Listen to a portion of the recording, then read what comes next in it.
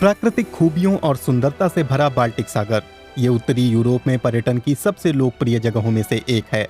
Vial fjord के साथ सटा इसका समुद्री तट डेनमार्क में रहने के लिहाज से सबसे महंगी जगहों में से एक है। लेकिन ऊपर से दिखने वाली ये खूबसूरती भ्रामक है। मछुआरे लेसे मिकलसन सप्ताह में एक बार मछली पकड़ने जाते हैं। उन्हें दिखने लगा है कि फ्योर्ड कैसे दम तोड़ रहा है। सतह के नीचे शैवाल फैल रहा है जिससे पानी मटमैला हो रहा है।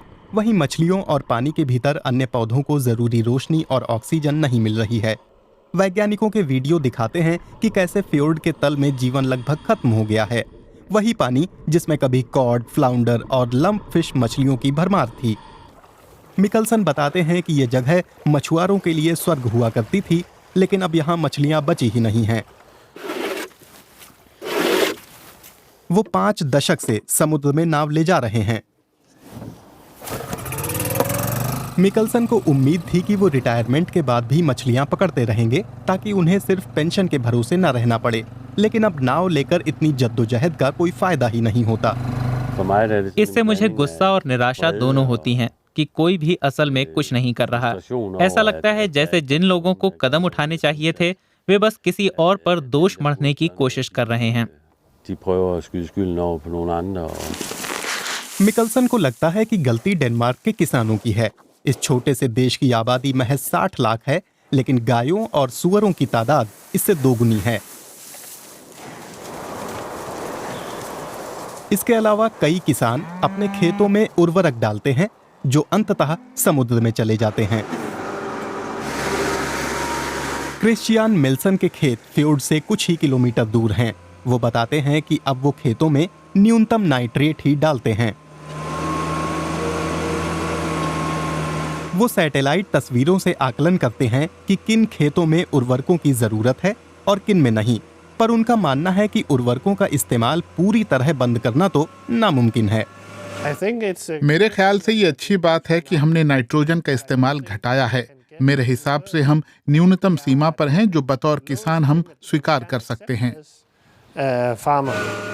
पौधे पोषण मांगते हैं। क्रिश्चियन कहते हैं कि इसके बिना तो फसल उगेगी नहीं, लेकिन अब उर्वरकों का उपयोग घट गया है तो उनके पौधे भी जमीन में बचे खुचे पोषण के बूते बढ़ रहे हैं। मेल्स क्रिस्टेंसन भी इस समस्या से वाकिफ हैं। बतौर प्रकृति प्रबंधक वो वायल फ्योर्ड के पारिस्थितिकी तंत्र को बहाल करने के लिए बनी योजना की देखरेख कर रहे हैं।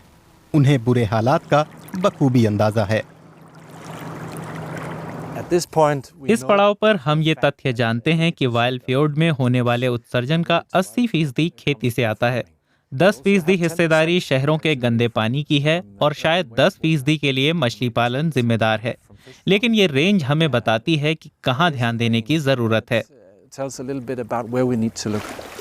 पानी में नाइट्रेट घुलने की वजह से अक्सर शैवाल में बहुत वृद्धि हो जाती है। ये फ्योर्ड में सब कुछ ढक लेता है और रोशनी की कमी से ईल ग्रास तक खत्म हो जाती है। यही ईल ग्रास बाल्टिक सागर के तटीय पारिस्थितिकी तंत्र के सबसे अहम तत्वों में से एक है। यह ऑक्सीजन पैदा करती है और छोटी मछलियों को रहने की जगह देती है।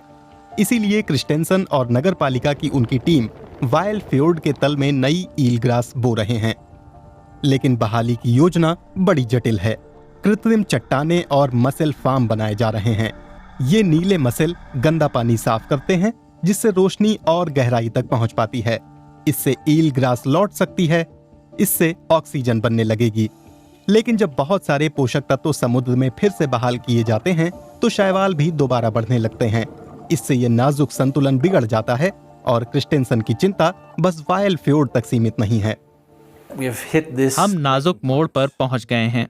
पिछले 5-6 वर्षों में ये व्यवस्था चरमरा गई है, तो ये तो बस शुरुआत है। यही हालात हम पूरे बाल्टिक में देखेंगे। तट के साथ साथ अंतर्देशीय समुद्र की जैव विविधता भी बिगड़ी है। मिकलसन जब वायल फ्योर्ड से जाल खींचते हैं तो अब उन्हें केकड़ों के अलावा ज्यादा कुछ नहीं मिलता।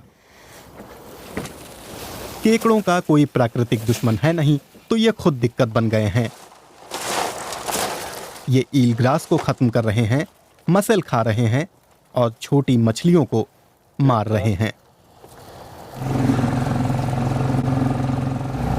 मिकलसन को उम्मीद है कि इस इलाके के सभी लोग और जिम्मेदारी लेंगे और फ्योर्ड को बचाने की दिशा में काम करेंगे, क्योंकि अभी डेनमार्क जो समस्या सुलझाने की कोशिश कर रहा है उसका खतरा बाल्टिक सागर के सभी तटों पर मंडरा रहा है।